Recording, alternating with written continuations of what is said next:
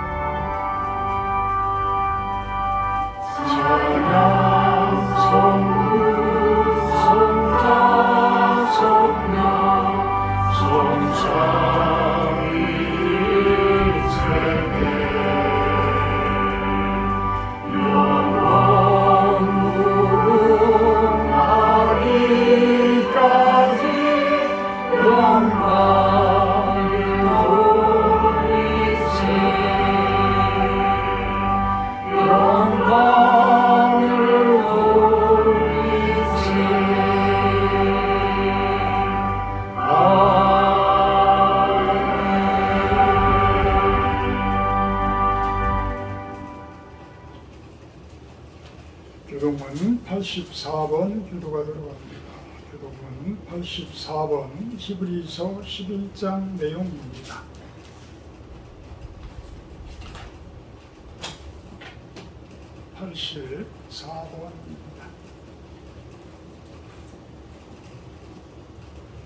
믿음은 바라는 것들의 실상이요 보이지 않는 것들의 증거니 선지자들이 이로써 증거를 얻었느니라. 믿음으로 모든 세계가 하나님의 말씀으로 지어진 줄을 우리가 아나니 보이는 것은 나타난 것으로 말미암아 것이 아니라. 믿음으로 아벨은 가인보다 더 나은 제사를 하나님께 드림으로 의로운 자라 하시는 증거를 얻었으니 하나님이 그 예물에 대하여 증언하시니라. 그가 죽었으나 그 믿음으로써 지금도 말하느니라. 믿음으로 에녹은 죽음을 보지 않고 옮겨졌으니 하나님이 그를 옮기심으로 다시 보이지 아니하였느니라. 그는 옮겨지기 전에 하나님을 기쁘시게 하는 자 하는 증거를 받았느니라. 믿음이 없이는 하나님을 기쁘시게 하지 못하나니 하나님께 나아가는 자는 반드시 그가 계신 것과 또한 그가 자기를 찾는 자들에게 상 주시는 이심을 믿어야 할지니라. 아멘. 다 같이 사도신경 하심으로 신앙고백가 들어갑니다. 나는 전능하신 아버지 하나님 천지 창조주를 믿습니다. 나는 그의 유일하신 아들 우리 주 예수 그리스도를 믿습니다. 그는 성령으로 잉태되어 동정녀 마리아에게서 나시고 본래빌라데에게 고난을 받아 십자가에 못 박혀 죽으시고 장세된 지 4일 만에 죽은 자 가운데서 다시 살아나셔서 하늘에 오르시어 전능하신 아버지 하나님 우편에 앉아 계시다가 거기로부터 살아있는 자와 죽은 자를 심판하러 오십니다. 나는 성령을 믿으며 거룩한 공의회와 성도의 교제와 죄를 용서받는 것과 몸의 부활과 영생을 믿습니다. 아멘. 찬송가와 28장 하신 후에 김재훈 집사님 대표기도해 주십니다. 28장입니다.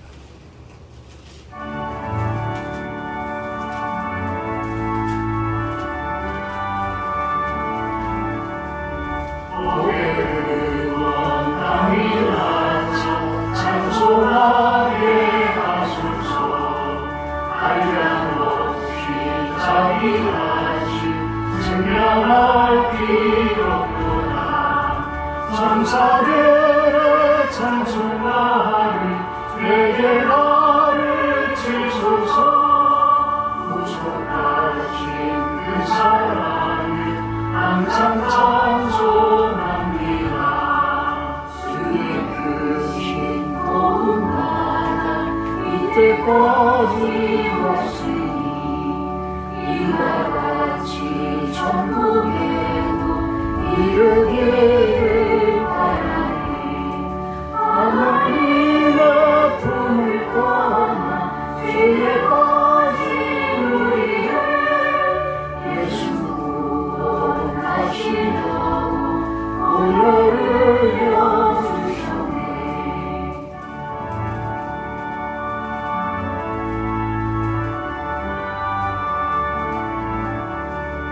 주의 귀한 은혜 받고 일생 미친 자들의 주의 은혜 사슬에서 나를 주게 내소서.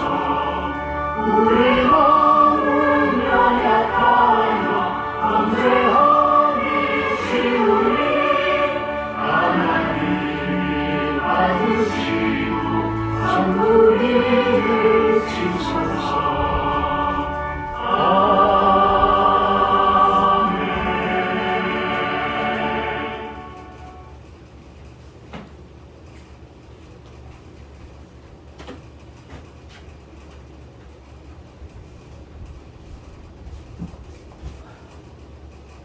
사랑과 은혜가 풍성하신 하나님 아버지, 주의 날을 맞이하여 성도들 실로원에 모여 영과 진리로 예배합니다. 폭우와 폭염 속에 지켜주심에 감사드립니다. 일찍이 택정하여 주님을 믿고 회개함으로 의롭다 하시고 하나님 자녀 삼아주심에 찬양과 영광 올려드립니다. 값없이 천국 백성된 자로서 현재의 모습과 나아갈 바를 살펴봅니다. 고난 중에 찾고 의지하던 주님을 형편이 조금 나아지면 잊고 제멋대로 인 이스라엘 백성의 모습이 저희 모습임을 고백합니다. 죄성에 물든 나약한 모습에서 진정한 천국 백성으로 평강과 희락을 누리기 위해서 늘 말씀을 묵상하고 기도로 나아가 구별되고 거룩한 삶이 되길 소망합니다. 성령께서 함께 하시고 인도하심을 믿습니다. 실로원 교회에 나아감을 주님께 의탁합니다. 다리에 세우신 목사님 영육을 강건케 하사 성령 충만함으로 대언하시는 말씀을 통하여 나아갈 바를 밝히 깨닫게 하옵소서. 예수님 이름으로 기도합니다. 아멘.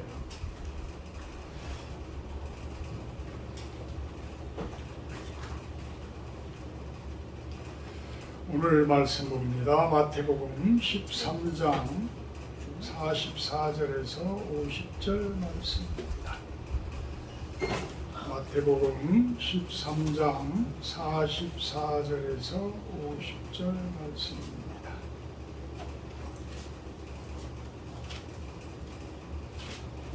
제가 봉독하도록 합니다. 천국은 마치 밭에 감춘 보화와 같으니 사람이 이를 발견한 후 숨겨두고 기뻐하며 들어가서 자기의 소유를 다 팔아 그 밭을 사느니라. 또 천국은 마치 좋은 진주를 구하는 장사와 같으니 극히 값진 진주 하나를 발견하며 가서 자기의 소유를 다 팔아 그 진주를 사느니라. 또 천국은 마치 바다에 치고 각종 물고기를 모으는 그물과 같으니 그물에 가득함에 물가로 끌어내고 앉아서 좋은 것은 그릇에 담고 못된 것은 내버리느니라. 세상 끝에도 이러하리라. 천사들이 와서 의인 중에서 악인을 갈라내어 풀못불에 던져 넣으리니 거기서 울며 이를 갈리라. 아멘. 오늘 말씀 제목은 감추어진 보화 이렇게 정해봅니다. 감추어진 보화. 아주 귀한 것들은 잘 감추죠. 남들이 탐을 못 내도록 아주 잘 감춥니다. 오히려 겉으로 드러내는 분들이 있다라고 한다 그러면 그분들은 속된 말로 가오다시 하려고 하는, 자신을 내세우려고 하는, 자신을 부풀리려고 하는 그런 것들이 아주 많을 거예요. 토요일마다 그 건축사들 천안시하고 아산시가 주로 이제 해당이 되는 건축사들인데 축구들 하러 와요. 근데 보면 차를 보면 거의 한 90% 이상은 외제차야. 요즘 건축사들이 참 어려운데 그래도 끝까지 차를 저렇게 외제차를 우리도 몰아가서 알지만 그 들어가는 돈이 보통 들어가는 게 아니잖아요. 조금만 고장나도 그냥 거의 100만 원이 넘어가는 막 그런 상황이니까. 근데도 하여튼 그렇게들 하는 것은 예전부터 건축사라고 한다 그러면 그래도 좀 잘 나가는 그러한 전문가들, 전문인들 이런 것들이 있어서 그런지 모르겠지만 그래요. 그래서 참 다들 어려운 거는 아는데 좀 더 실속 있는 차들을 좀 타고 다니면 어떨까라는 생각도 해보긴 해요. 우리 삶 가운데서도 마찬가지죠. 진짜 내가 귀하게 여기는 거라면 바깥으로 내두르지 않을 거예요. 그죠? 자꾸 바깥으로 내두른다면 그것이 어떤 사람들로 하여금 반감심도 생기게 할 것이고 그것으로 인해서 또 부작용들도 많이 일어나는. 그래서 몇 천만 원짜리 다이아 목걸이인지 뭔지는 모르지만 그런 것을 하고 외교 순방을 갔다 오고 이러면서 그런 부분들을 또 기가 막히게 찾아내가지고 그게 제품이 뭔지 얼마짜리인지 참 그 기자들이 대단해요. 어떤 사람들은 요즘에는 카메라가 막 성능이 워낙 좋아가지고 뭐 주식하고 문자하고 이런 것을 국회에 앉아가지고 회의에 집중이나 하지. 그 앉아서 그런 거 두드리고 있다가 기자들한테 그게 포착이 되어져가지고 그냥 당에서 쫓겨나지를 않나 뭐 이런 모습들을 보이기도 해요. 자, 오늘 이야기하는 이 보화, 이 감추어진 보화는 우리 성도들에게는 어떤 것이 해당이 될까? 거기에 대해서 스펄전 목사님이 이야기를 쭉 풀어나가십니다. 오늘 천국의 비유에 대해서 세 가지를 이야기하죠. 44절에서는 밭에 감추어진 보화, 땅속에 감추어진 보화라는 이야기. 이 앞에 보면 작년 같은 경우에는 그 사금 채취하느라고 이 개울가에 마을 앞에 개울가에 차들이 아주 그냥 질비하게 서서 그 채취를 했었어요. 근데 그 금광이 쭉 올라가다 보면 우리 식사로 가는 그 동네 가기 전에, 그 동네 신호등 가기 전에 좌측편에 그 창고 건물 같은 그런 건물이 있어요. 근데 그 안에 원래 금광이 있었대요. 그래서 그곳에서 금을 옛날부터 이렇게 채취를 하고 그랬는데 지금은 그냥 그 안에 그냥 물만 꽉 차 있는 그런 상태라고 그래요. 그러니까 그때 계속 이제 금을 채취를 하면서 그런 금 알갱이들이 쭉 떨어져 내려오면서 따라 내려오면서 떠내려오면서 이제 이 하천 개울가 돌틈이나 뭐 이런 데 이게 있었는 모양이죠. 그러니까 요즘 또 금값이 얼마나 많이 올랐어. 그거 하는 우리 같으면 안 그렇겠어요? 내가 밭을 샀는데 내 밭은 아니야. 근데 저 앞에서 우연하게 저 앞집 밭이 뭔가를 이렇게 하다 보니까 그 안에서 금덩어리가 나왔어. 금은 예전에 보면 이렇게 돌이 있으면 돌에 이렇게 알갱이가 이렇게 붙어 있더라고요. 그러니까 그 금이 그렇게 붙어 있다면 그 맥이 있을 거 아니에요. 근데 조금 더 파보니까 더 많이 아주 그냥 있더라. 그러면 어떻게 하겠어요? 여러분과 재산을 다 팔아서라도 저거를 살 수 있으면 사야지, 그죠? 응? 사치 있어. 그래야 될 거 아니야. 지금 그 얘기를 하는 게 44세. 그렇게 땅을 받아가 땀을 흘려가면서 힘들게 일하면서 하다 보니까 그곳에서 금덩어리가 나왔어. 근데 이게 한 덩어리가 아니라 계속 보니까 계속 있는 거야. 근데 내 밭이 아니야? 그러면 있는 재산을 다 팔아서라도 살 수 있다면 살 것이다. 45절, 46절에서는 천국은 마치 좋은 진주를 구하는 장사와 같더라. 이 장사꾼이에요. 장사꾼. 그러니까 어떤 농사 짓는 분들은 그냥 땀만 쭉 흘려가지고 성실하게 열심히 하면 그 속에서 그 뭔가 곡식을 재배를 하고 그걸 팔아서 성실하게 그렇게 해서 차곡차곡 재산을 늘려가는 그러한 모습일 거야. 근데 그것도 달란트가 있어야지.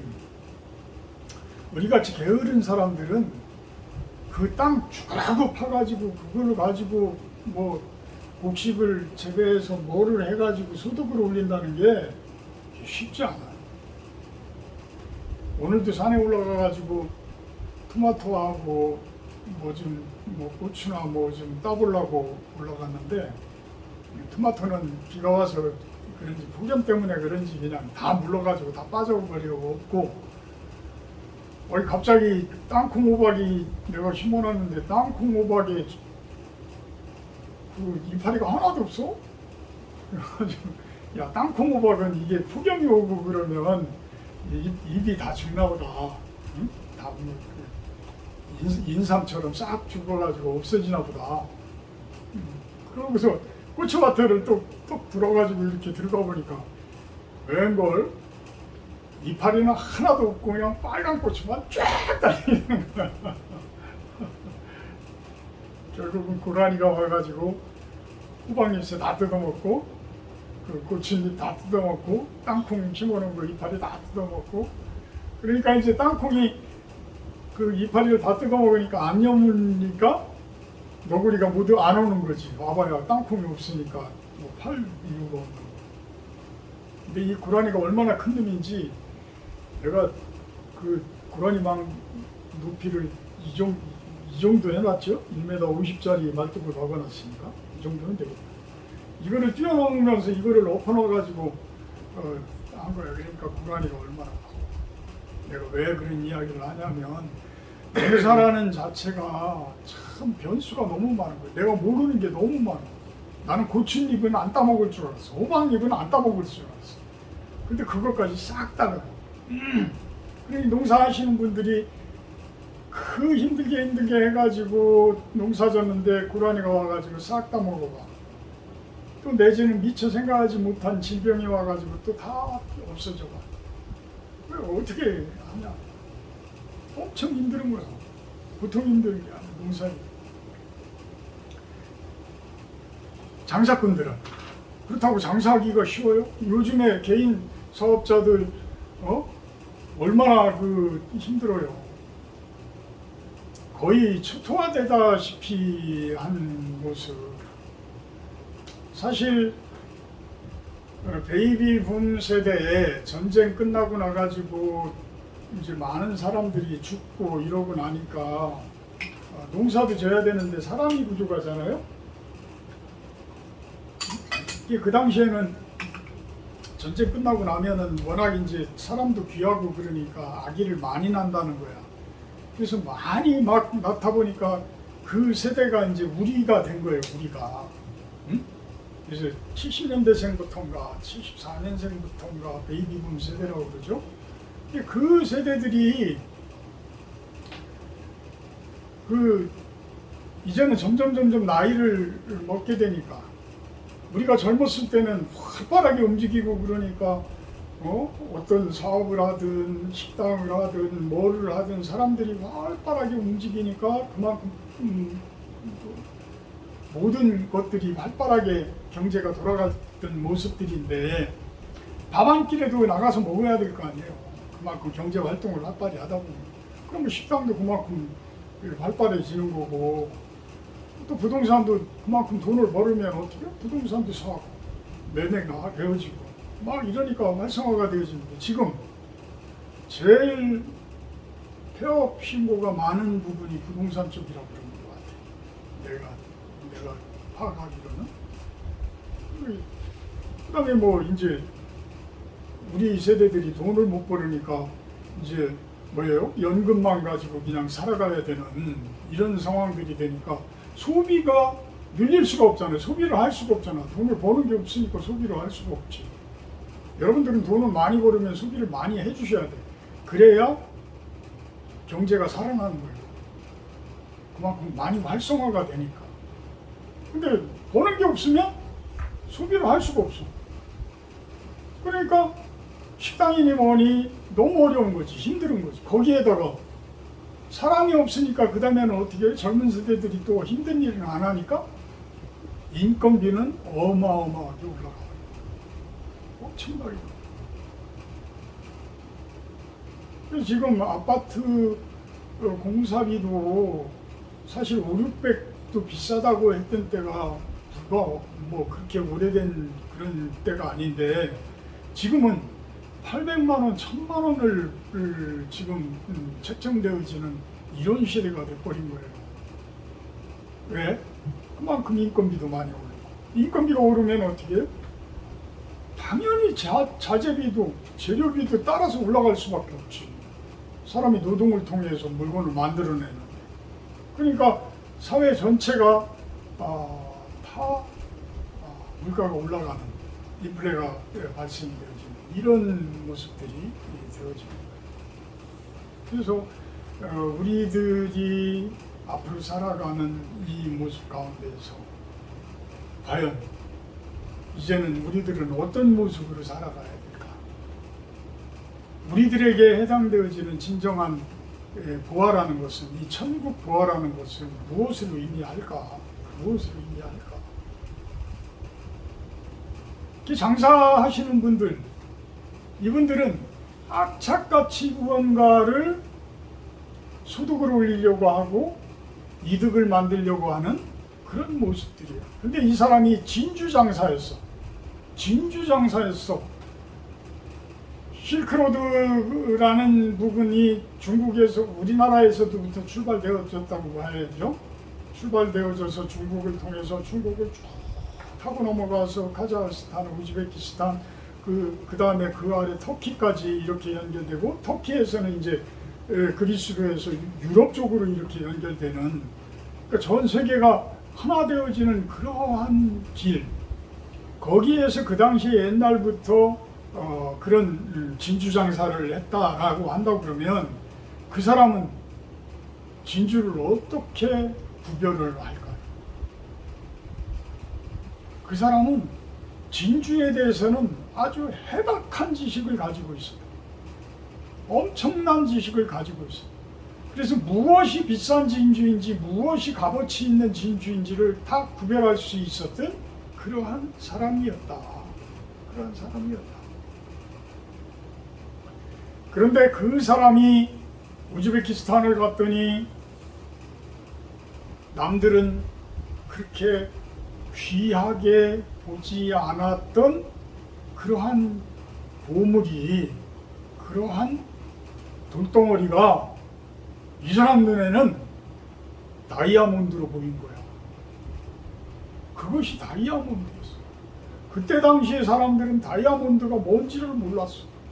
근데 이 사람은 그게 다이아몬드임을 알았던 거야. 찾아냈던 거야. 그럼 어떻게 해요? 자기가 가지고 있던 돈, 비싸게 달라고 그래도 자기가 가지고 있던 거 다 팔아가지고 그거를 사겠어요? 안 사겠어요? 사죠. 그죠?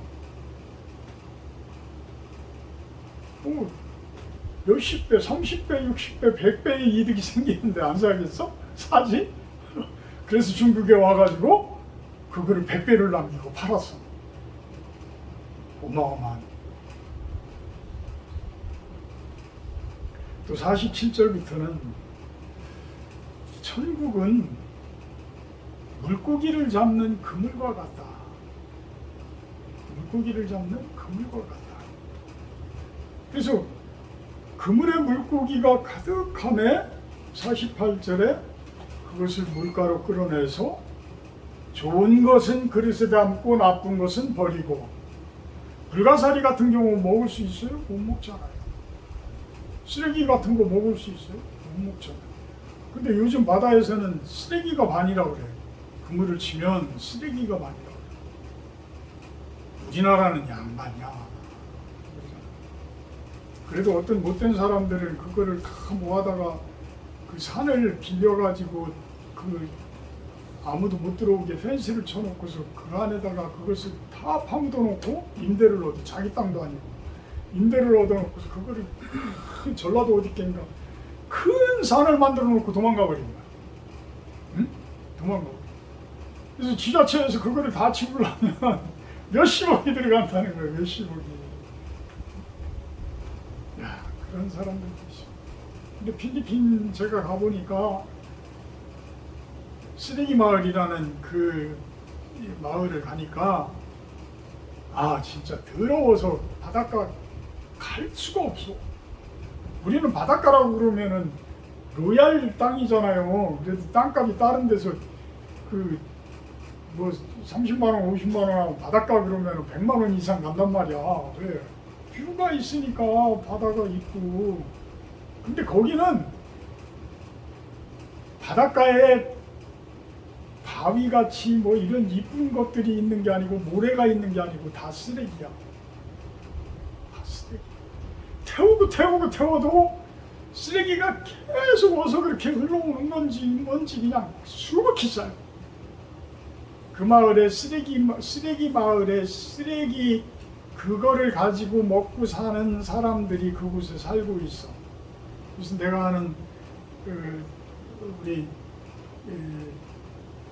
나보다 1년 후배 목사인데 거기서 선교사 생활하느라고 제가 갔다 왔었죠. 참 그런 것들이 걸리면 좋은 고기는 모아두고 나쁜 것들은 버리고. 자, 천국은 이런 모습이라는 거죠. 천국은 이런 모습이라. 자, 내가 제일 아낄 수 있는 영적인 보화. 내가 제일 좋은 것으로 내가 볼 수 있는 그러한 보화. 그거는 내가 꼭 간직한다는 거야. 다른 거를 다 있는 것들을 줘도 그것만은 내가 간직한다. 그것만. 결론부터 이야기하면 그 부분을 스펄전 목사님은 무엇이라고 이야기를 하냐면 예수님이라고 이야기를 해요. 예수님이다. 예수님. 물론 오늘 마태복음에서는 천국이라는 표현을 하죠. 천국, 하나님 나라야. 하나님 나라. 천국은 이렇게 보물스러운 거예요. 이 세상에 존재하는 그 어떤 보물보다도 귀한 보물이다. 근데 그 귀한 보물은 어떻게 만들어지느냐 하면 나쁜 것들을 버려야 된다. 쓰레기 같은 것들을 버려야 된다. 불가사리 같이 먹지 못하는 것들을 버려야 된다. 오히려 독성을 가지고 있어서 사람을 죽이려고 하는 그러한 것들도 많잖아요, 바닷속에. 그런 것들은 버려야 된다. 안 버리면 나를 갉아먹고 내가 그 천국 보화를 얻지 못하게 만든다는 거예요. 내가 얻은 물고기조차도 다 썩게 만든다는 거예요.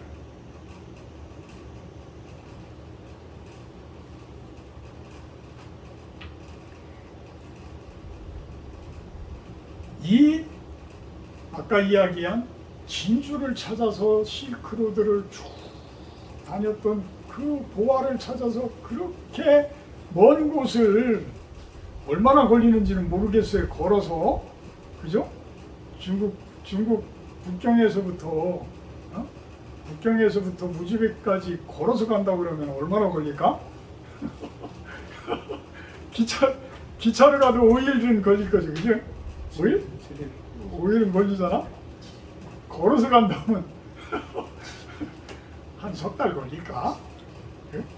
석 달 걸릴까?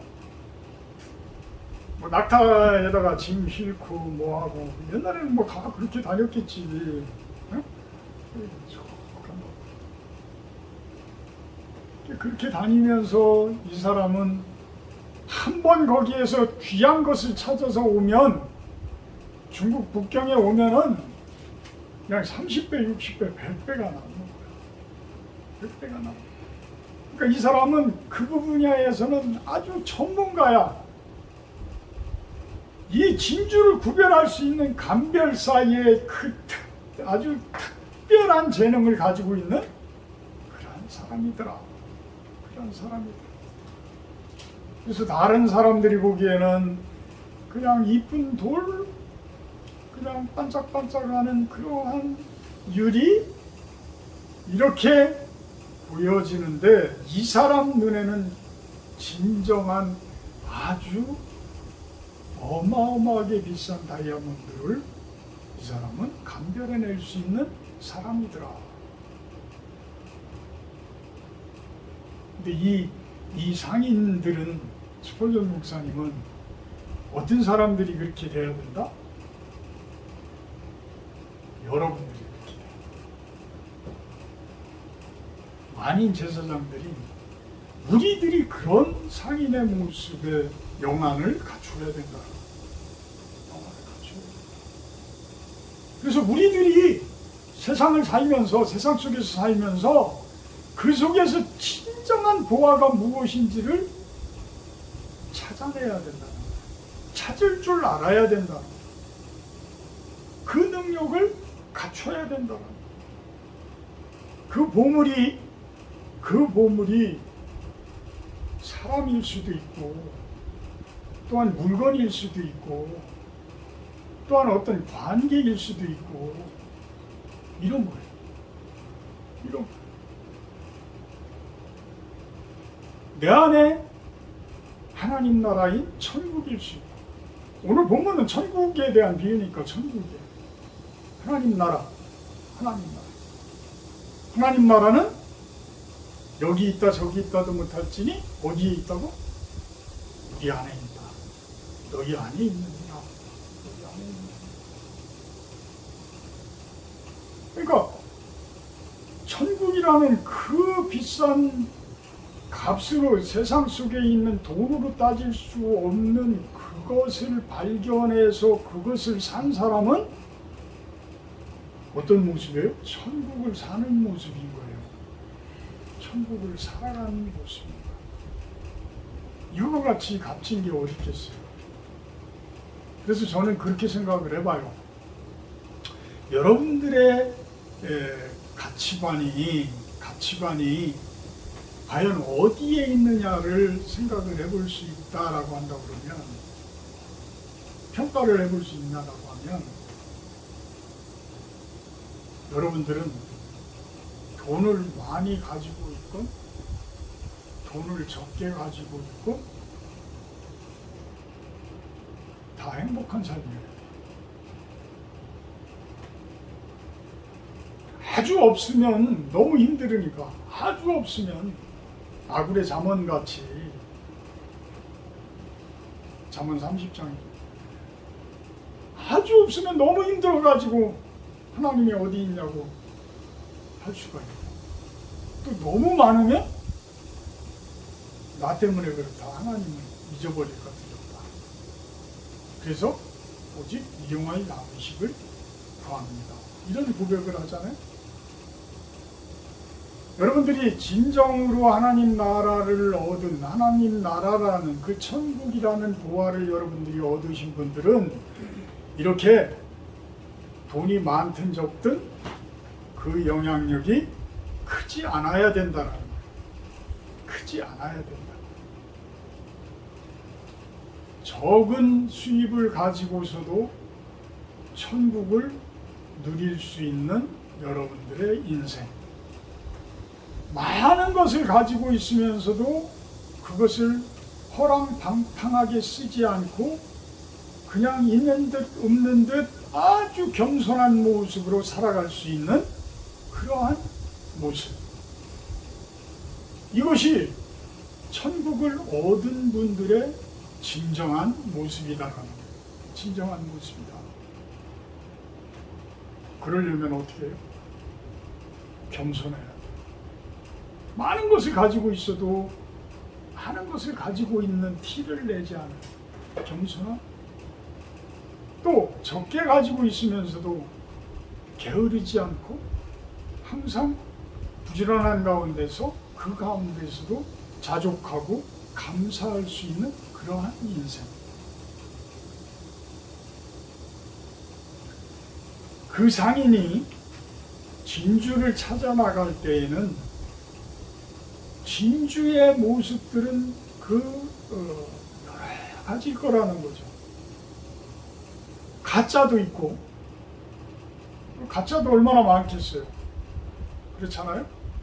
아주 중국 사람들은 그 뭔가를 요즘 뭐 만들어내는 거 아주 기가 막히게 만드는, 심지어는 뭐 계란까지도 그 만들어낸다고 그러더라고요. 계란까지. 저는 이제 그걸 TV에서 못 봤는데 TV에 방영을 했다고.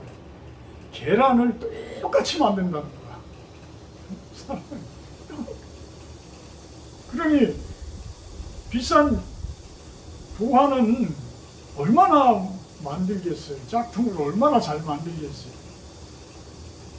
뉴욕 맨하탄 가니까 진짜 그게 무슨 가방인지, 나는 뭐 명품에 별로 큰 관심이 없으니까 그런데 그 가방 형태 그대로 건물을 만들어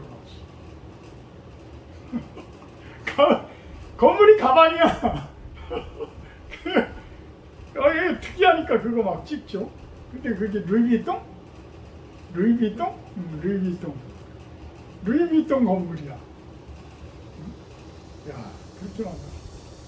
근데 이 명품 가방은 나는 얼마씩 하는지는 잘 모르겠지만 어쨌든 천안시장에서 옷을 사는 거하고 그래도 좀 이렇게 중간 넷대로 중간 명품 그 정도 되는 거 이렇게 사서 입어보면 역시 틀려.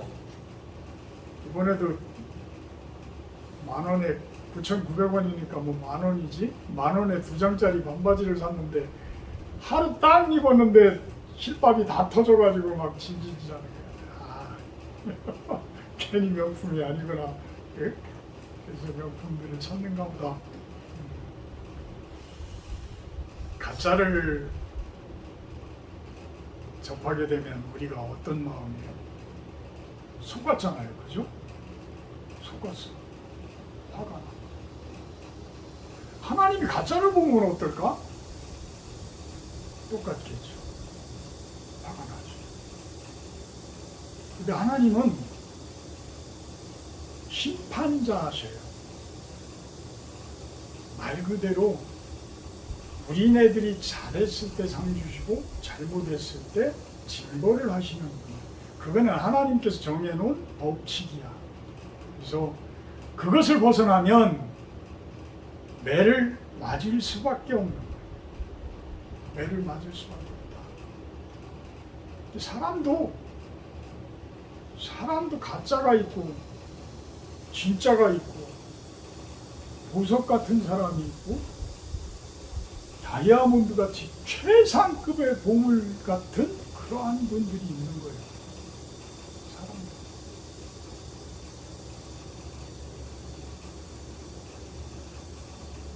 우리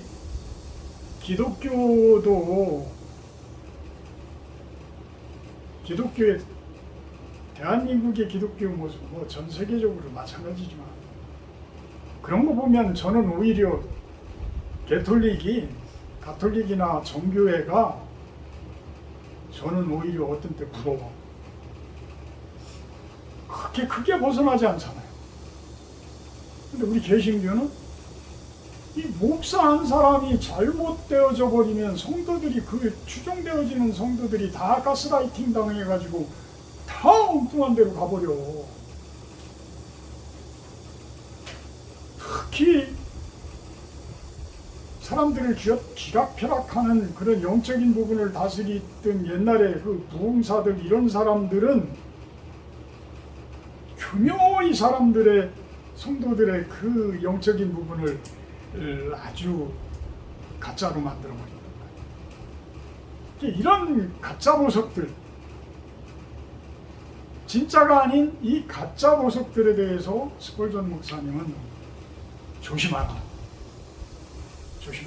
이 이야기를 합니다. 진주 감별 능력이 없다면 하나님의 탈을 쓴 마귀를 쫓습니다. 감별 능력이 뭐겠어요? 말씀이에요.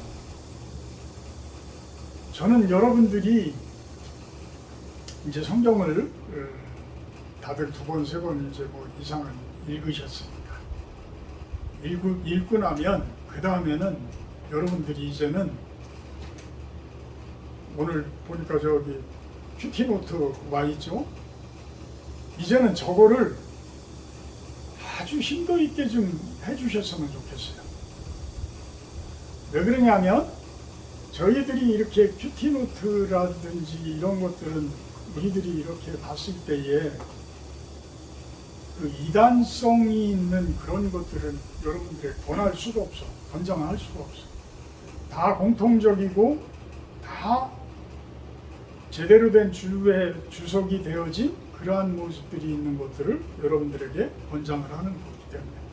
그래서 이제는 말씀을 그동안은 이렇게 겉모습을 쭉 훑어왔다면 이제는 힘도 있게 좀 파고들으시라는 거예요. 힘도 있게. 제가 복음서를 지금 읽어도 새록새록 들어오는 구절들이 있어요. 대부분 그냥 훑어나갈 수가 있지만 하도 많이 읽으니까 이제 훑어나갈 수가 있지만 그거를 깊이 이렇게 읽다 보면 내 환경에 맞춰서 우리 교회의 실정에 맞춰서 거기서 하나님께서 나에게 이야기하는 말씀들이 있단 말이에요. 예수님께서 나에게 해주시는 말씀들이 있단 말이에요. 이게 말씀이에요. 그래서 이것이 내 안에 채워질 때에 이게 진정한 진주인지 이게 가짜 다이아인지 이게 진짜 다이아인지 이거를 구별할 수 있는 능력이 여러분들에게 생겨진다. 거기에서 한 단계 더 공부하고 싶다라고 그러면 성경이 주석 성경이 있어요. 이렇게 보면 말씀이 이렇게 이 성경은 말씀이 많고 밑에 주석이 짧잖아요. 근데 주석 성경은 말씀은 적고 이거에 대한 해석은 많아. 그래서 이 주석 성경은 전 기독교인들이 다 볼 수 있게 해석을 해놓은 것이기 때문에 그거는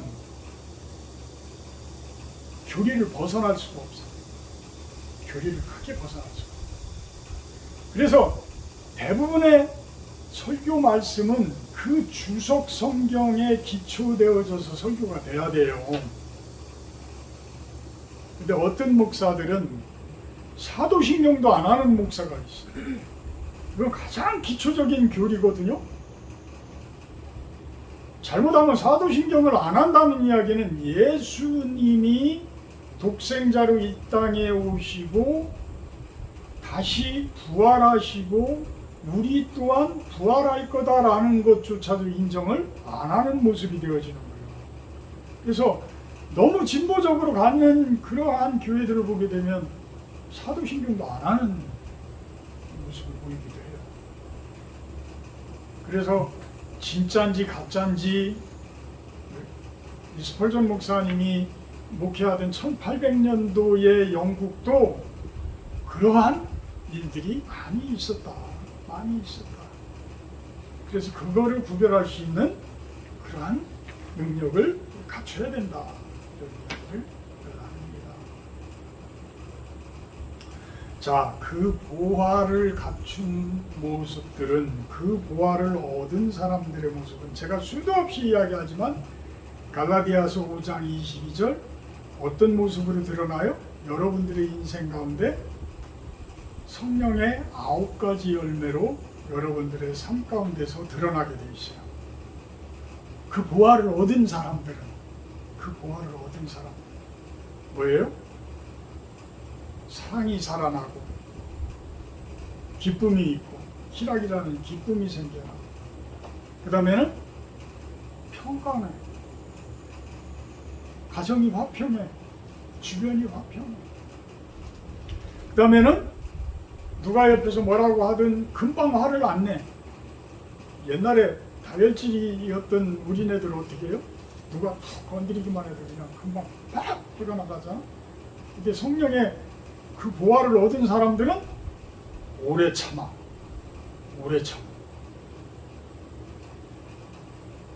왜 오래 참아지겠어요? 말씀으로 상대를 이해할 수가 있어지기 때문에. 그래서 자비를 베풀 수 있고 선을 베풀 수 있는 자비와 양선이 오래 참는 가운데서 생겨난다. 마지막 3가지는 충성과 온유와 절제예요. 하나님께 충성함으로 인해서 내 마음이 온유해지고 삶에 이것저것, 아까 우리 김지훈 집사님 기도 가운데서 이야기했지만 참을 수 없는 것들이지만 그런 것들이 하나하나 이제는 가지치기, 절제되어지는 거예요. 그물을 다 모았는데 나쁜 물고기, 해로운 것들, 쓰레기 다 하나하나 이제는 버려나가실 수가 있다는 거예요. 그것이 한 번에 되겠어요? 절대 한 번에 안 돼요. 절대. 자, 이제부터는 이제 여러분들은 저에게 어떤 존재시냐 하면 세상에서 제일 값진 보석과 같은 존재입니다. 누가? 여러분들이. 저에게 있어서의 보물은 여러분들이 될 수가 있어요. 여러분들이죠. 진짜 그런 설교 준비를 하면서 그런 마음을 주셔. 와, 우리 집사님들 예전에 처음에는 보석인 줄 몰랐는데 보물인지 몰랐는데 이 시간이 갈수록 이제 진짜 보물이 돼 주시는구나, 보화가 돼 주시는구나. 몇 분 안 되시지만 그게 저에게 얼마나 힘이 되겠어요. 응? 다이아몬드 하나에 뭐 수백억 가는 것도 있다고 하는 거예요. 응? 여러분들 한 분 한 분이 그런 값어치 있는 보화라고 한다면, 그런 보물이라고 한다 그러면 제가 얼마나 뿌듯하겠냐는 거예요. 제가 요즘 어제 처음으로 한담한테 성경 메시지를 보내면서 우즈베거로 번역이 되더라고. 그거 한번 읽어보셨어요? 안 읽어봐서? 카톡으로 내가 한번 보냈는데 읽어보시. 근데 우즈베거로 문자는 번역이 되는데 소리는 안 돼. 소리는 안 된다. 문자는 되는데.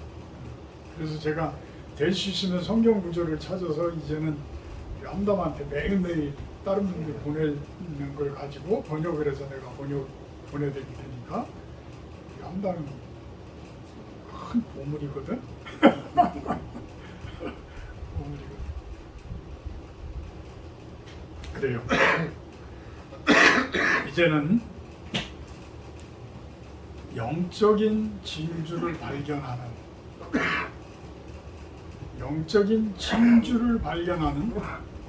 여러분들의 모습이 되기를. 저 또한 영적인 진주를 발견할 수 있는 그러한 사역자의 모습. 나만의 천국이 아니라 다 같이 누리는 천국의 사람들.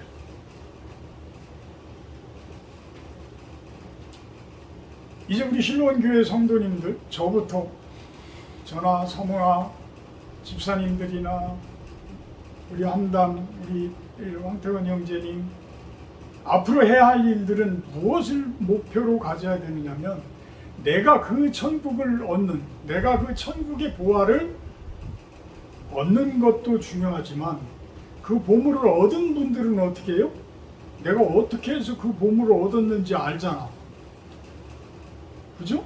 내가 어떻게 해서 그 보물을, 어떤 땅을 어떻게 팠더니 그런 보물이 나오더라. 그래서 그것을 깨끗하게 닦아서 이제는 그 더러운 그 진흙 투성이에 있는 데서 내가 그것을 찾아내서 깨끗이 눌러 씻고 그것을 좋은 황금으로 잘 닦아서 이제는 하나님의 전에 올려드렸단 말이에요.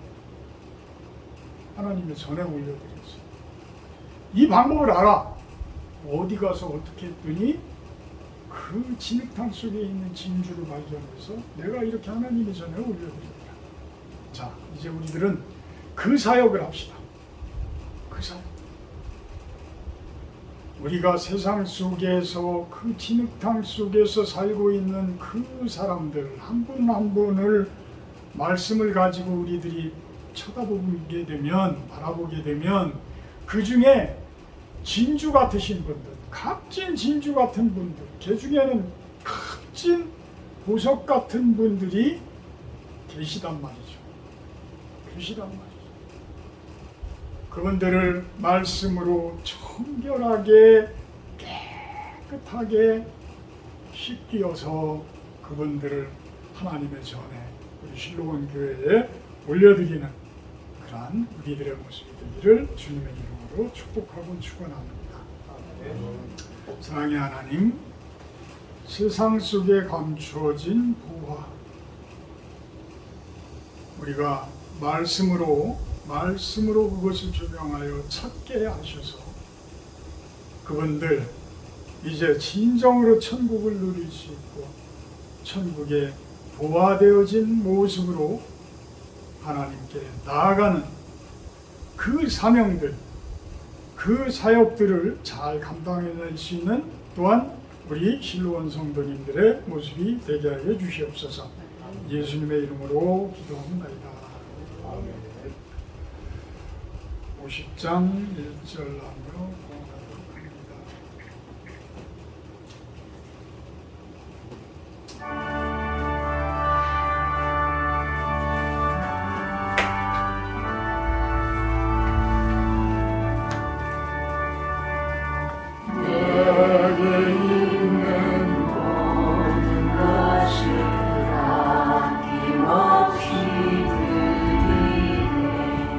사랑하는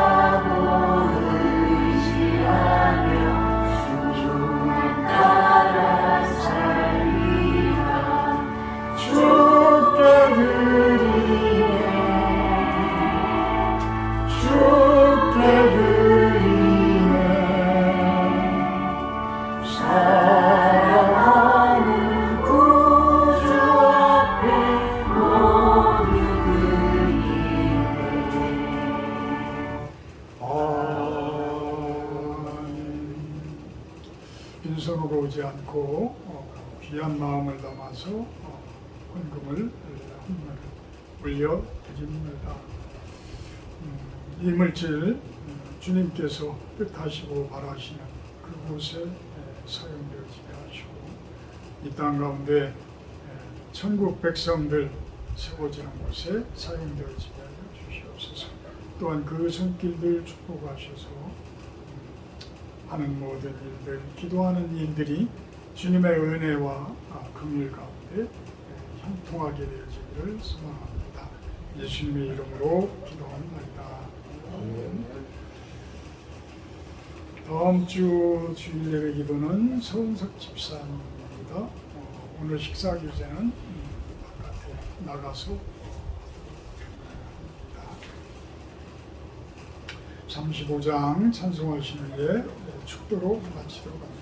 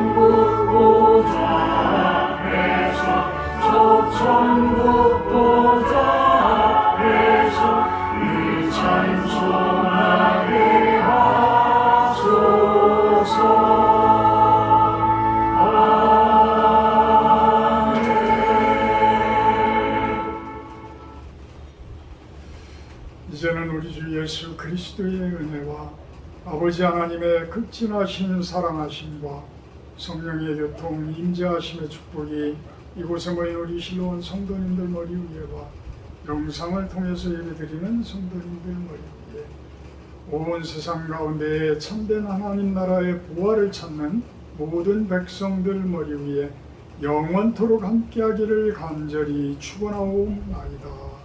아멘.